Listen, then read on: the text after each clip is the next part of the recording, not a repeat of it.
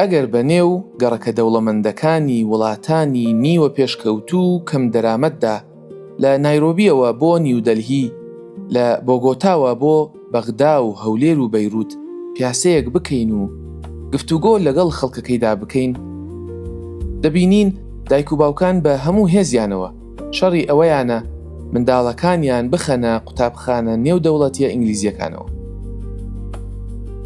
لە ژینگەی پەروەردەیی مۆدێرندا ئێمە فێربوونی زمانێکی باڵا دەست و جیهانی وەک پێوەری سەرەکی سەرکەوتن دەبینین. وادادەنین ئەگەر منداڵێک بە زمانی ئینگلیزی یان فەڕەنسی فێر بکەین، ئەوە پاسپۆرتێکی بۆ چوونە نێو ئابووری جیهانیەوە پێدەبەخشین. بەڵام بۆ ئەوانەی کەمێک هۆشیارن، دڵڕاوکیەکی مت و قوڵ تارمایی بەسەر ئەم جیهانگیریە زمانەوانیەدا کێشاوە.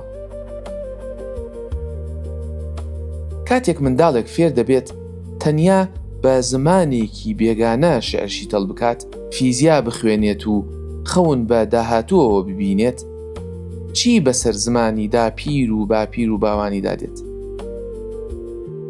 ئایا فێربوون و شارەزابوون لە ڕێی بەرنمەیەکی جیهانیەوە مانای پچڕاندنی پەیوەندی منداڵەکە بە ڕۆحی خۆیەوە نایەت؟ ئایا ئێمە منداڵان پەروەردە دەکەین بۆ ئەوەی ببنە سەرکردەی کۆمەڵگەکانیان، یان ڕایان دەهێنین بۆ ئەوەی لە ناو ماڵ و نیشتمانی خۆیاندا ببنە تاراوگەنشینێکی هزری؟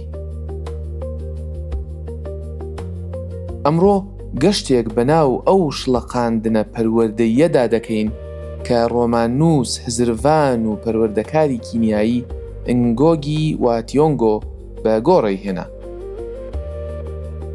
ئەو بوێری ئەوەی هەبوو پرسیارێکی وا بکات کە لای زۆربەمان ترسناکە. تۆ بڵێیت پۆلی خوێندنی مۆدێرن شوێنی ڕۆشنگەری نەبێت، بەڵکو دوایین و شاراوەترین بەرەی داگیرکردن و هەژمون بێت؟ با بزانین بۆچی ئنگۆگی پێی وابوو پێش ئەوەی خوێندکارێک بەڕاستی فێر بێت دەبێت سەرەتا مێشکی لە داگیرکاری پاک بکاتەوە. هاوڕێیانی خۆشەویست، سڵاوتان لێبێت. لەم زنجیرە دەنگیەدا هەر ئەڵقە و باسێکی کورتی کەسێتیەکی پەروەردەیی دەکەم. ناسینی ئەم کەسێتیە پەروەردەییانە و ناسینەوەی بیر و بنەما پەروەردەییەکانیان دەکرێت خەزێنەی زانین و ئەزموونی پەروەردەییمان دەوڵەمەندتر بکەن. بەو هیوایەی کاتێکی چێژبەخش و ئەزموونێکی مانادار لەگەڵ ئەم زنجیرەیەدا بەسەر ببن.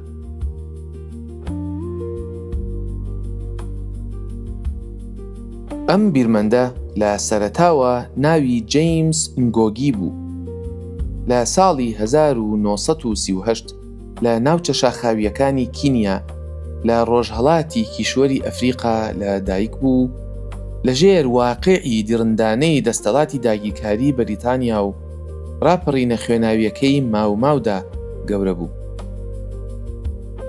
ئنگۆگی خوێنکارێکی بلیمەت بوو.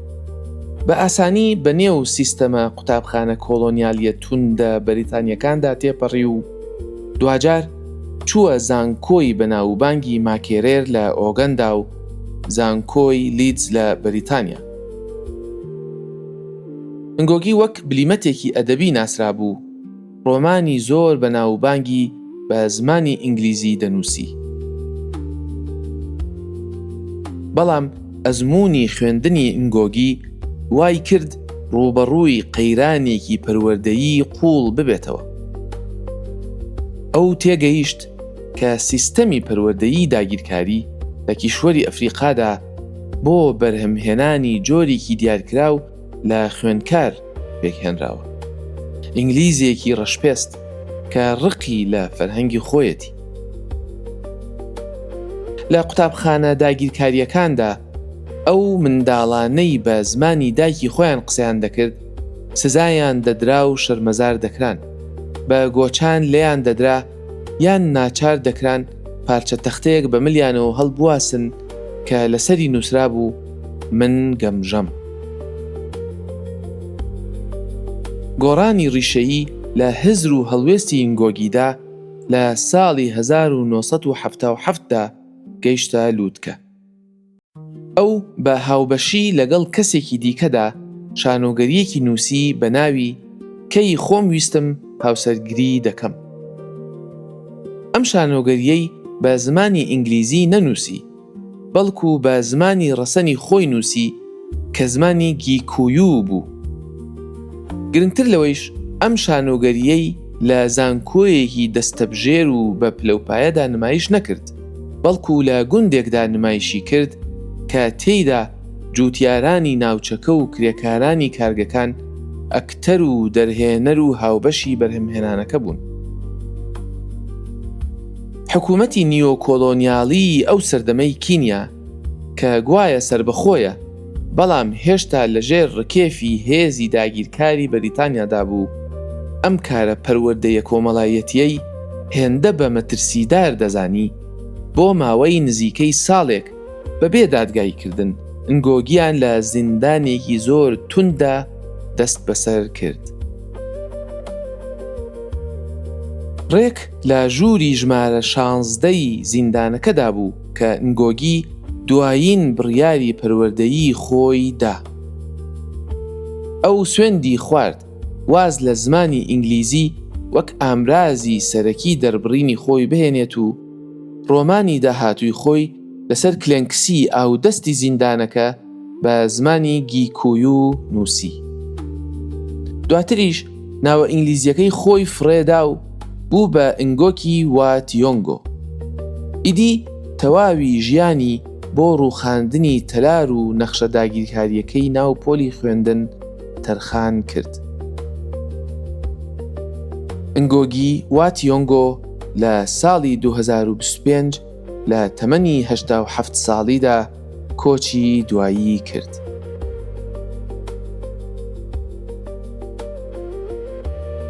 بیری پەروەردەیی ئینگۆگی تەنیا پەیوەندی بە ئەدەبەوە نییە، بەڵکو تیۆریەکی گشتگرە دەربارەی ئەوەی چۆن زانست، دەستەڵات و شوناس یەکتر دەبڕن.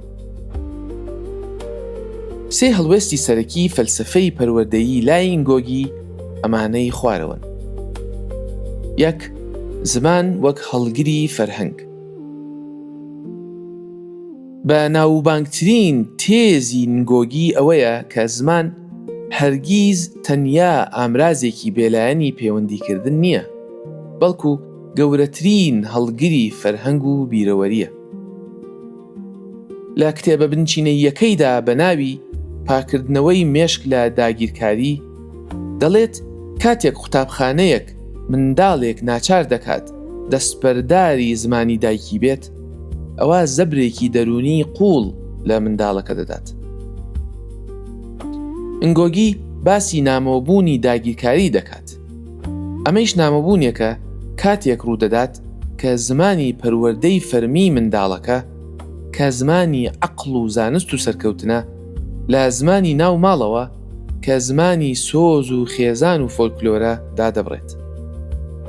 ئەم لێکترازانە زمانەوانیە فێری منداڵەکە دەکات کە فەرهەنگە ڕەسەنەکەی خۆی و خانەوادەکەی لە بنەڕەتدا نەزمترە و تەنیا شایستەی ڕابردووە و ئیدی بەسەر چووە. لە کاتێکدا زمانی داگیرکەر تاکە ئامرازی ڕەوایە بۆ داهاتووی. لای ئینگۆگی پەروەردەیەکی ڕاستەقینەی ئازادی بەخش دەبێت ڕەگی لە زمانی دایکدا داکوتابێت بۆ ساڕێژکردنی ئەو درزەی دەکەوێتە نێوان ماڵی خوێندکارەکە و پۆلی خوێندنەکە. 2. لادانی فەرهەنگی داگیرکەر لە چەقی پەروەردەدا. لە ساڵی 1968دا ئنگۆگی و دوو هاوڕێی خۆی یاداشتێکی شۆڕژگێڕانەیان لە زانکۆی نایرۆبی بە ناوی لە پێناو هەڵوەشاندنەوەی بەشی ئینگلیزیدا نووسی. لەو کاتەدا بەرنامەی ئەدەبیاتی زانکۆکە نووسەرە بەریتانیەکانی وەک شێکسپیر و دیکنزی لە چەقی پرۆسەی خوێندندا دانابوو، کەچی مامەڵەی لەگەڵ ئەدەبی ئەفریقیدا وەک لقێکی لاوەکی و ئارەزوومەندانە دەکرد. نگۆگی دەیگوت ئەم ڕیزبەندیە بۆ زانین لە ڕووی پەروەردەییەوە وێرانکەرە. ڕاستیەکەی ئەو نەیدەگوت خوێندکاران نابێت شێکسپیر بخوێننەوە، بەڵکو مشتومڕی لەسەر ئەوە بوو لە کوێوە دەبێت فێربوون دەست پێ بکات. ئەو پێشنیازی کرد کە بەرنامەی خوێندن دەبێت لە چەقەوە دەست پێ بکات، لە ژینگەی نزیکی خوێندکارەکەوە، لە مێژووی ناوخۆیی و ئەدەبی ئەفریقیەوە. پاشان لەم سنتەرە دامەزرا و چەسپاوەوە بەرنامەکە دەتوانێت بەرەو تاراوگەی ئەفریقیەکان و وڵاتانی کەم دەرامەت و نیوە پێشکەوتوو و دوجاریش ئەدەبیاتی جیهان تیشک بداتەوە. دەبێت پەروەردە خوێندکار فێر بکات لەو شوێنەی لێی وەستاوە سەیری جیهان بکات، نەک ئەوەی خۆی وەک پاشکۆیەکی پەراوێزخراوی ڕۆژئاوا ببینێت.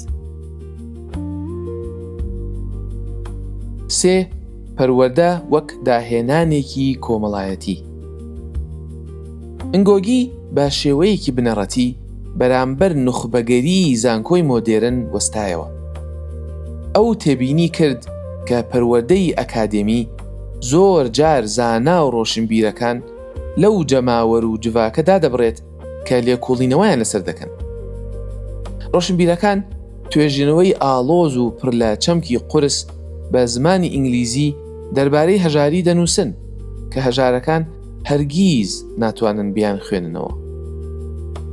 لە ڕێگەی پرۆژەی شانۆی کۆمەڵگەیی و جڤاکیەوە نگۆگی ئەوەی سەلماند کە خەڵکی ئاسایی تەنیا بابەتی بێدەنگ و مت و سڕ نین تا لێکۆڵینەوەیان لەسەر بکرێت یان لەلایەن دەستەبژێری خوێندەوارەوە دەستیان بگیرێت و بەرز بکرێنەوە.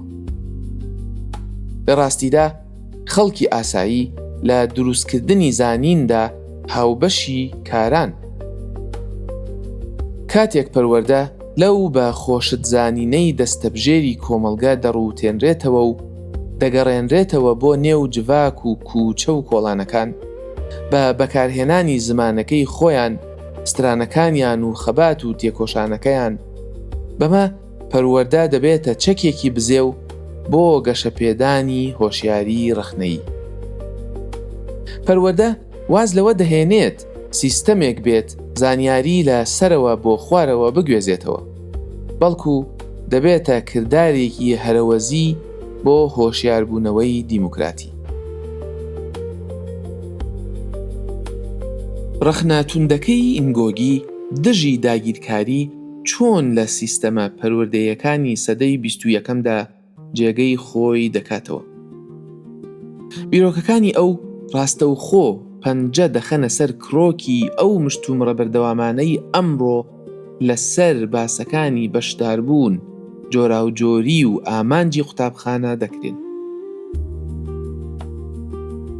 لە کۆمەڵگەی کۆچبەران و تاراوگە و نەتەوەکانی پاش کۆلۆنیالیزم لە سەرتاسەری جیهاندا مشتومڕێکی توند هەیە لەسەر سیاسەتەکانی خوێندن تەنیا بە زمانی ئینگلیزی یان زمانی باڵادەستی دەوڵەت بەرامبەر بە پەروەردە بە دوو زمان.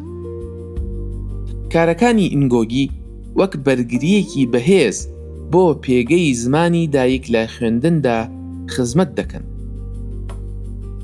ئەو بیری داڕێژەرانی سیاسەتی ئەمڕۆ دەخاتەوە کە سزادانی منداڵێک لەبەر قسەکردن بە زمانی ئیسپانی لە پۆلێکی ویلایەتی تێکساسدا یان بە زمانی کوردی لە قوتابخانەیەکی ڕۆژهەڵاتی ناوەڕاستدا نیشانەی توندوتۆڵی و جددیەتی ئەکادمی نییە، بەڵکو کردارێکی توندوتیژی دەرونیە. پەروەردەکەی ئینگۆگی داوامان لێ دەکات فرەزمانی وەک سەرمایەیەکی هزری سیر بکەین، نەک وەک کەم و کورتیەک کە دەبێت بسڕێتەوە. گرنگی بیرۆکەکانی ئینگۆگی بۆ ناوچەکەی ئێمە تەنیا شتێکی تیۆری نییە، بەڵکو ئەو بە کردەییش سەرنجی خستووەتە سەرمان. لە کۆکراوەی کارە نوێیەکانیدا بە ناوی زمانی زمانەکان کە کارەکانی دەیان ساڵی لەسەر وەرگێڕان و مانەوەی زمانەکان دەخۆی دەگرێت و ساڵی 2023 بڵاو کراوەتەوە، نگۆگی لە ڕاستیدا وتارێکی تێدا داناوە بە ناوی پێشەکی بۆ وەرگێڕانی کوردی پەرتووکی پاکردنەوەی مێشک لە داگیرکاری. نگۆگی زۆر بە ڕوونی دان بەو خەباتە هاوبەشەدا دەنێت کە بۆ پاراستنی زمان دەکرێت و داکۆکی لە وەرگێڕان لە نێوان زمانە پەراوێزخراوەکاندا دەکات وەک جۆرێک لە هاوپشتی و یەکگرتوویی جیهانی. ئەمڕۆ قوتابخانەکان و زانکۆکان زۆر باسی فرەجۆرکردنی بەرنامەی خوێندن دەکەن. زۆر جار ئەمە بە واتای زیادکردنی یەک یان دوو وانەی خۆماڵی یان نووسەری کەمینە دێت بۆ لیستێکی خوێندنەوە کە لە بنەڕەتدا چەقەکەی هەر ئەوروپیە. نگۆگی تەحەدامان دەکات لەوە زیاتر بڕۆین.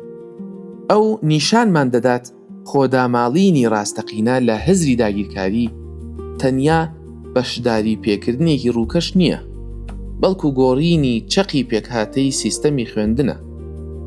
بەمەیش داوا لە پەروەردەکاران دەکات بە شێوەیەکی ڕەخنەیی پێدراوە سەرەتاییەکانی بەرنامەی خوێندن هەڵبسەنگێنن و بپرسن کێ وەک خاوەن دەستەڵاتی معریفی دانراوە؟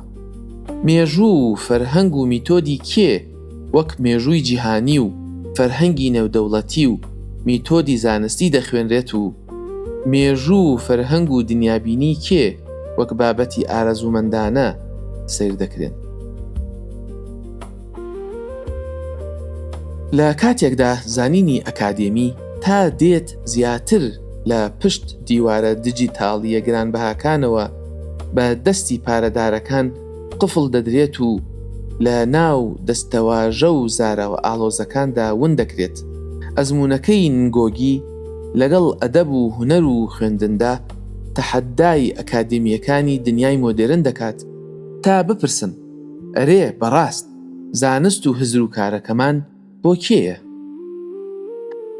ئەو تەحەدای توێژەران و پەروەردەکاران دەکات کە لێنی نێوان زانکۆ و چینی کارمەند و کرێکار و ماندووان پڕ بکەنەوە و بیسەلمێنن کە کاری هزری و هونەری قوڵ دەتوانێت و دەبێت لەبەردەستی هاوڵاتی ئاسایی دابێت.